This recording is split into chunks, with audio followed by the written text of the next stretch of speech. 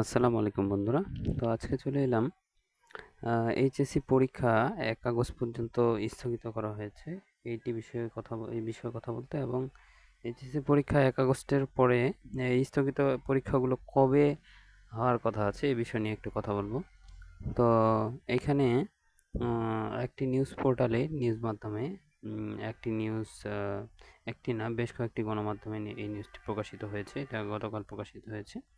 তো এখানে বলা হয়েছে যে শিক্ষার্থীদের কোটা সংস্কার আন্দোলন ঘিরে উদ্বুদ্ধ পরিস্থিতিতে আগামী ১ আগস্ট পর্যন্ত সকল শিক্ষা বোর্ডের এইচএসসি ও সমমানের আরও ৪টি পরীক্ষা স্থগিত করা হয়েছে।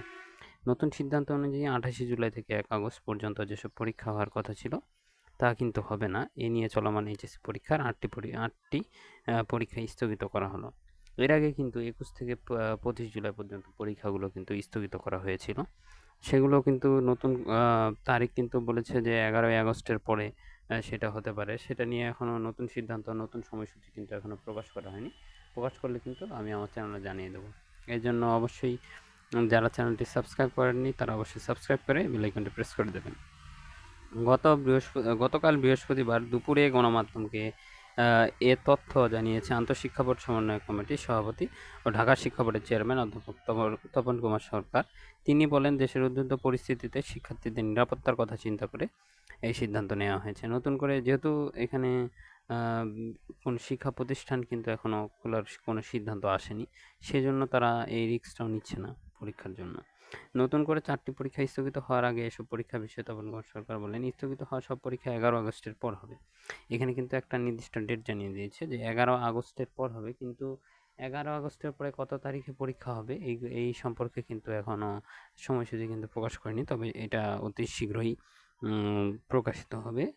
আমার মনে হয় প্রথমে কোনো একটি পরীক্ষা ১ আগস্টের পরে যে পরীক্ষা হবে সে পরীক্ষার হলেই কিন্তু মনে হয় এটি প্রকাশিত হয়ে যাবে। আবার কোনো পরীক্ষা স্থগিত হতে পারে কিনা জানতে চাইলে তিনি বলেন, এখন নিশ্চিত করে বলা যাচ্ছে না। মানে ১ আগস্ট পর্যন্ত পরীক্ষা কিন্তু স্থগিত করা হয়েছে। এখন সামনে কিন্তু আরও স্থগিত করা হতে পারে।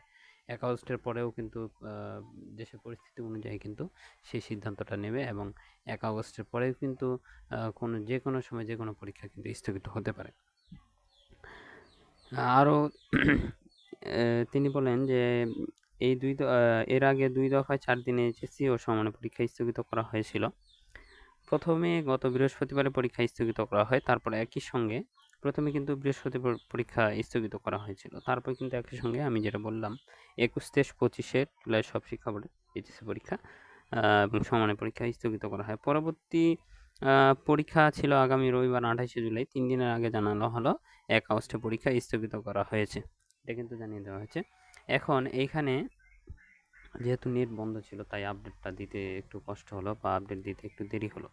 কারণ আপডেটের বিষয়টা তো আপনারা বুঝতে পারছেন যে সারা দেশের নেট যেহেতু একটু স্লো, সেজন্য আপডেট দিতে একটু সমস্যা হচ্ছে।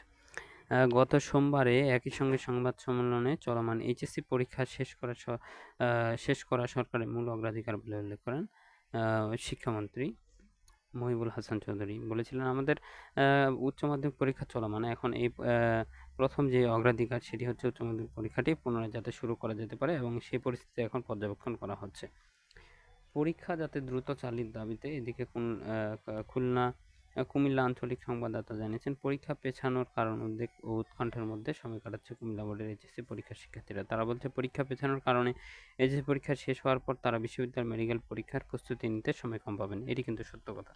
কারণ এইচএসসি পরীক্ষা যতই পিছাবে সেক্ষেত্রে কিন্তু সেদিকে ভর্তিযুদ্ধ এবং মেডিকেল পরীক্ষার যে ভর্তিযুদ্ধ রয়েছে সেটি ক্ষেত্রে কিন্তু কম সময় পাবে।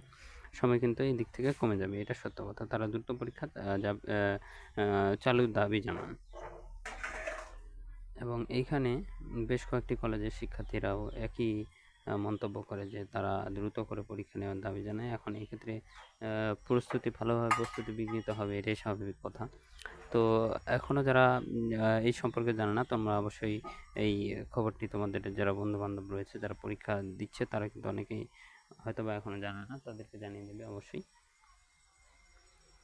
তো সকলে ভালো থাকবে, সুস্থ থাকবে। আসসালামু আলাইকুম।